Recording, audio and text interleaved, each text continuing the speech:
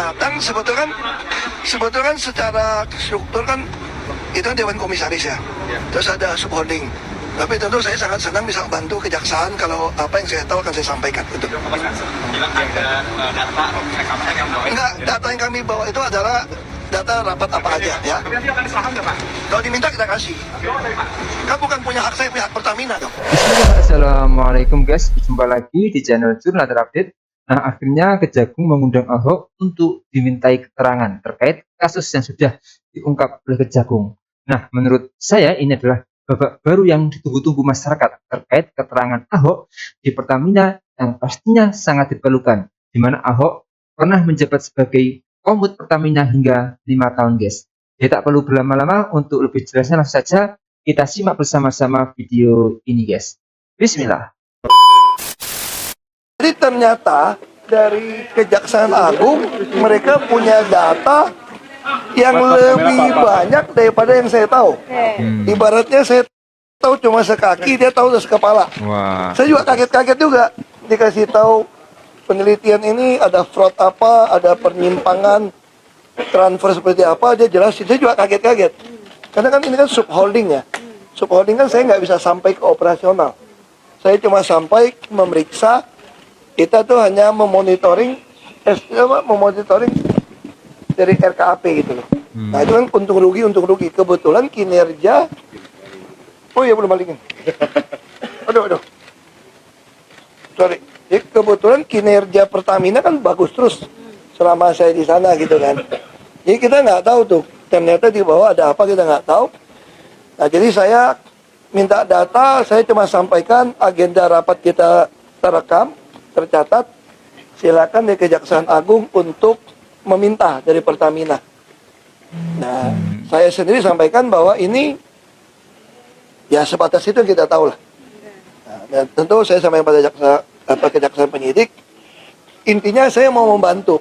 Mana yang kurang, nanti setelah dia dapat data-data dari Pertamina, setelah mereka pelajarin, semua rapat kan kita ada rekaman, ada catatan. Nanti kalau butuh saya lagi, ya saya datang lagi lah. Tapi kalian nggak perlu main malam-malam, buka puasa dulu. Menurut yang bersangkutan bahwa kita masih harus melakukan katakanlah pengambilan data di Pertamina, di Persero ya, untuk selanjutnya nanti akan dipelajari lebih dalam oleh penyidik. Nah kemudian bahwa penyidik pada waktunya nanti juga akan tentu melakukan pemeriksaan lanjutan terhadap yang bersangkutan ketika dokumen-dokumen seperti yang dijelaskan oleh saksi kepada penyidik, misalnya terkait dengan notulen-notulen rapat ya yang dilakukan oleh direksi atau komisaris ya dalam kaitan dengan tata kelola minyak mentah dan produk kilang ini. Yang saya sampaikan bahwa kan tadi saksi kan tidak kalau membawa dokumen itu kan itu adanya di Pertamina. Nah, jadi ada mungkin dalam soft copy ya. Nah, itu kan kita mau harus dokumennya ya. Nah, jangan sampai ada data yang berbeda begitu. Jadi nanti kita mintakan dulu, kemudian akan dipelajari. Nah, kalau memang masih diperlukan, tentu akan dilakukan pemeriksaan lanjutan. Pak, kalau orang-orang selain ngebacot, omon-omon, marah-marah, maki-maki bapak-bapak, apa yang dilakukannya? Ada nggak dia bawa data ke aparat penegak hukum? Nggak ada kan? Ngapain dipanggil? Kita ngapain ngasih panggung orang yang sudah pensiun, nggak berbuat apa-apa, lalu sekarang setelah Kejaksaan Agung melakukan penegakan hukum, dia mau jadi pahlawan kesiangan. Ya, ini kan pahlawan kesiangan. Untuk apa? Kalau dia punya data, harusnya dia jadi komut, dia bawa datanya ke Kejaksaan Agung, ke KPK atau ke kepolisian. Itu baru kerja pengawasan. Kalau sekarang setelah Jaksa Agung di era Prabowo melakukan penangkapan, lalu dia ngebacot. Oh, kalau saya bisa, saya punya data. Lu ngapain aja lu bro selama ini gitu loh.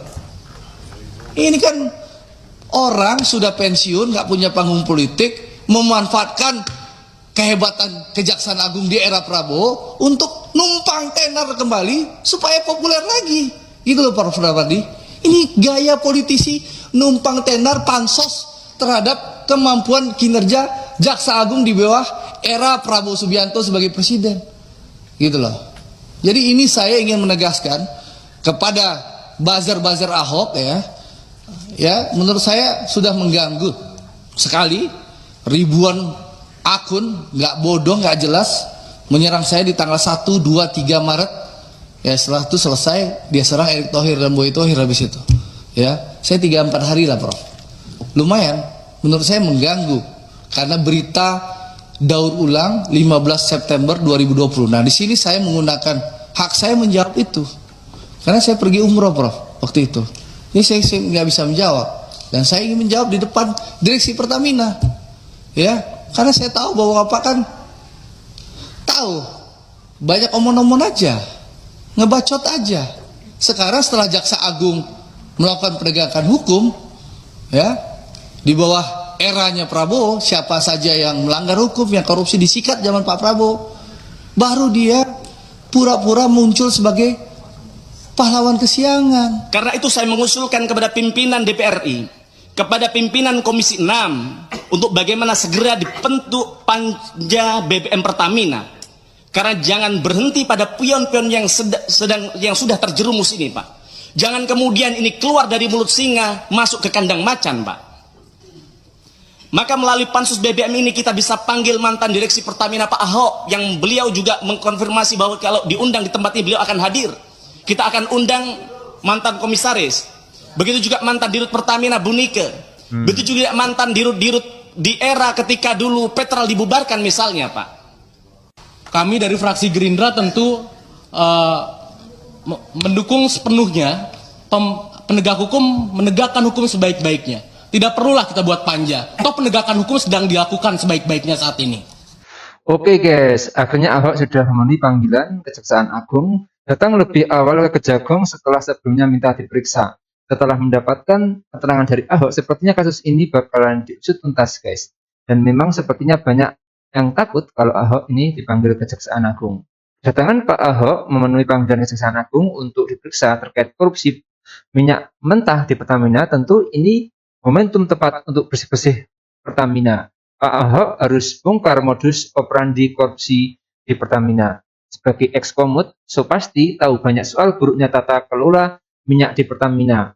Bongkar modus markup dan siapa saja yang mendapat aliran uang haram dari praktik markup itu guys. Apakah benar Pak Ahok benar-benar mencintai negeri ini? Sayang dengan generasi muda Indonesia? Jika benar, bola ada di tangan Pak Ahok.